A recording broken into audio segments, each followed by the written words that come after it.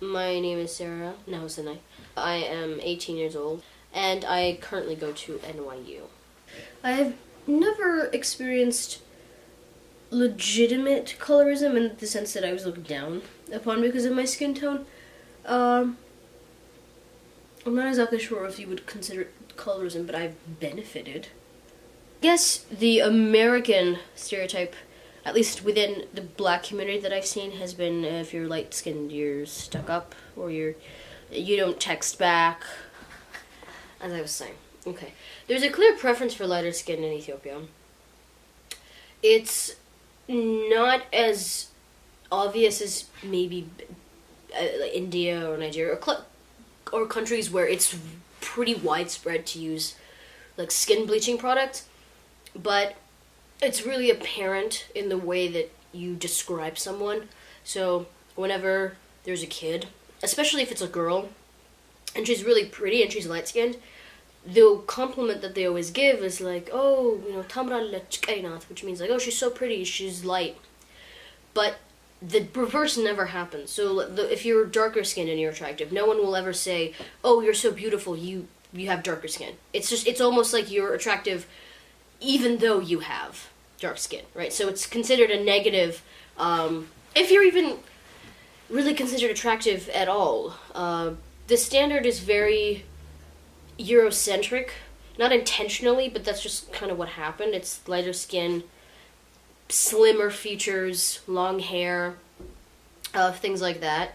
So if you don't have those features, even if you're gorgeous, even if you have, perfectly symmetrical face, it doesn't cut it. Okay, my hair looks like crap right now, but in general, I have very loose hair that grows pretty long. So whenever I go back to Ethiopia, or whenever I'm even really around a lot of Abasha people, hair gets brought up, and even though Abashas have, I guess, looser hair than some other sub-Saharan African countries, the idea of having like Afro-textured hair, or even having your natural hair, when it's like 3A, 3B, like sort of the mixed kind of hair, even if you wear that style, it's going to be viewed as being unprofessional or, I guess, lowly. So it's not even just having looser coiled hair. It's also the pressure to straighten it, because straight hair is considered to be more attractive, and it's considered to be more professional, to the point where my sister had her hair natural, and we went to go to take pictures, for family, and everyone was like, you have to straighten your hair. It's going to look ugly if, you have your hair curly, though it looked really beautiful. So it's the straight hair on top of the fact that if you do wear your hair natural, it better be loose curled, because if you have an afro, then it's just, you're just going to get made fun of openly. Huh. This is sort of a messed up story. So my god sister was getting married, and she was getting her makeup done, and one of her aunts came over, and she looked at her, and she's like, why would you have light-skinned women be your bridesmaids? They're just going to look better than you. And, this is on her wedding day, a few hours before the ceremony, and she was just so sad that somebody would say that to her, because she's had to deal with comments about being dark, pretty much her entire life. And then for someone in your family to say some shit like that to you on your wedding day, yeah. Oh, hell yeah. I absolutely think light-skinned people have privilege. It's not a privilege in the way that it used to be. Well, how do I say this? It's not a legal type of privilege, right? It's very social, and it goes back to even, the early days before the civil rights movement, where you had, paper bag tests, and if your hair, was too coarse, then you couldn't even get into certain fraternities or black organizations. So I definitely think there is an advantage to being lighter skinned.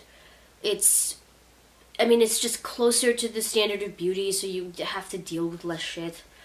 Even when you look at the stereotypes associated with lighter skinned, it's never that lighter skinned people are ugly or worse, It's always that they think that they're better than other people, or they're bougie, or, this and that.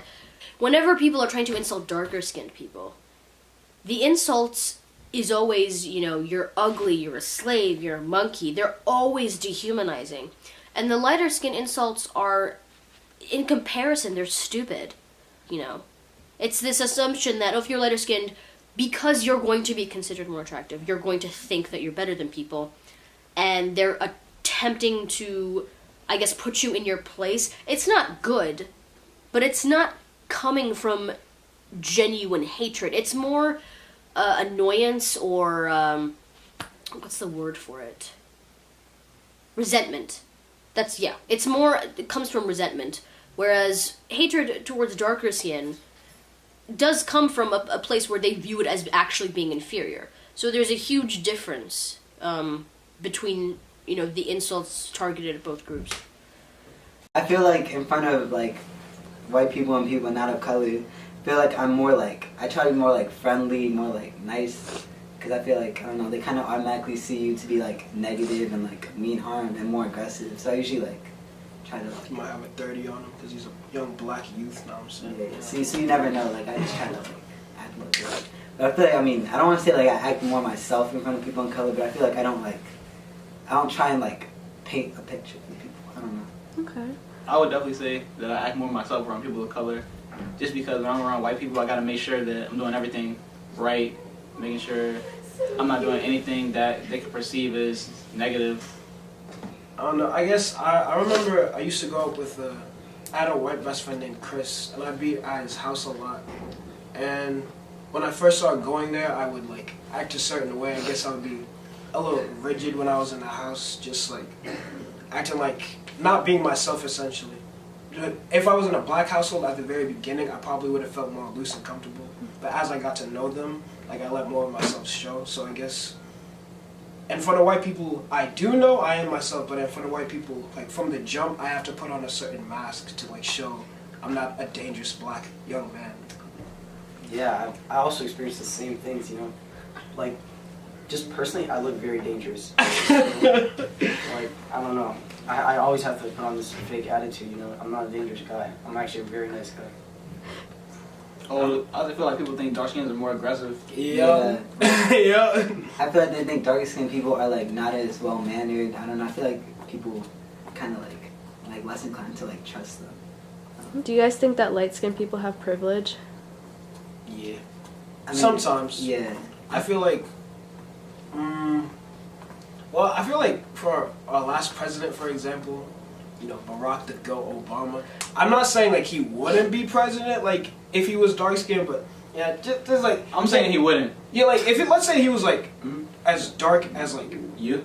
Yeah, even darker. Yeah. Dark as your shoes, like... Yeah. Yeah, He's definitely not like, like, I really feel like people would just, like, see him differently. Obviously, Exactly. he's still a black man, Yeah. but just, like, I don't know, like, I guess, unfortunately, the darker your skin, sometimes you perceived as more dangerous, I guess. Well, I don't even know if this is NPG. I was like maybe like 10 years old, but I was a big kid. I was like tall and stuff. So the lady, I was walking to some place where I probably shouldn't have been walking, in some building, and this lady was like, "Excuse me, sir, do you know how to pick a lock?" And I was like, "No, I don't know how to do that. Why do you think that?" And they're like, "Oh, I don't know. You just look urban." And I definitely did not look urban. Like, I was just some random fat kid with glasses on. Like, I just did not look urban at all. So I don't know what she was talking about, but yeah.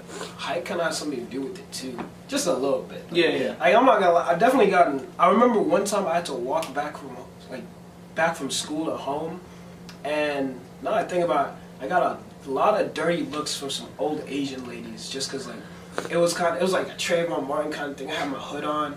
I'm a tall black dude just walking like in the middle of the street like at night, and like these three Asian ladies would come by and just be like, "Oh, look how dangerous he looks." Like, I don't know, bro. Well, where I used to work, like, I was a waiter, and most of the staff were, like, people of color, and, like, the people we waited on were, like, elderly, like, white people, and so, like, whenever you would, like, be, like, talking to them and, like, trying to, like, get to know them, they'd always say something about, like, have you dropped out, like, how's your school going, like, school's important, or, like, oh, like, just talk about like I know you really need this money, so like just very like very demeaning. But like they said it in like a really like I guess they thought like they were like helping. Hi, my name's Nan Ray. I'm 19 years old and I go to Xavier University in Louisiana. I experience colorism all the time, actually. I feel like colorism sometimes is worse than racism because it's coming from people who are supposed to identify and that are supposed to like support you, I guess. And this happened 2 months ago where people who I thought were my friends, they were just telling me how guys only talk to me because I'm light-skinned and because of like my curl pattern. Personally, I'd rather be dark-skinned because, you know, like dark skin is just like beautiful. And my curl pattern, like anybody can have any type of curl pattern, to be completely honest. Whenever I go into, like, my favorite store is Madewell. Whenever I go into there or I go into like a high-end store, they kind of look at me funny and they don't like answer my questions all the way, or they're asking like, what am I doing here, and all that kind of stuff. Even though like money is money, no matter who has it in their hands. So you should respect the customer no matter what. What are some stereotypes people associate with your skin tone? I'm bougie. I get whatever I want. Like the light-skinned people, we break people's hearts. Apparently, I didn't know that. I guess so. I thought it was only the guys, but apparently girls too. And I have life easier, even though white people see us all as black. So I don't know why people put that in their heads. I guess because like the in-house slave and then the outside slave kind of thing. But so whenever I have interviews and stuff like that, I typically don't wear my hair in 2 puffs or even curly at all. Sometimes I'll like slick it back so it looks straighter and put it in like a tight bun, or I'll get my hair straightened because I don't know. Just it's seen as unprofessional. So, and then I talk differently. I don't use slang. Like how I'm talking right now is not how I've been talking for the past couple of months at school, because like we have different slang and stuff. Do you think? I feel like it depends on like the culture behind it. So like in India, people with lighter skin are typically like richer than the rest, and same thing, well, just in Asian countries in general, in like China and stuff, they have life better because the darker your skin is, that means you're working outside and you don't have like a high-end inside job. And for black people, I'm just gonna say we're all the same. It really depends on how you present yourself, really, not just the color of your skin.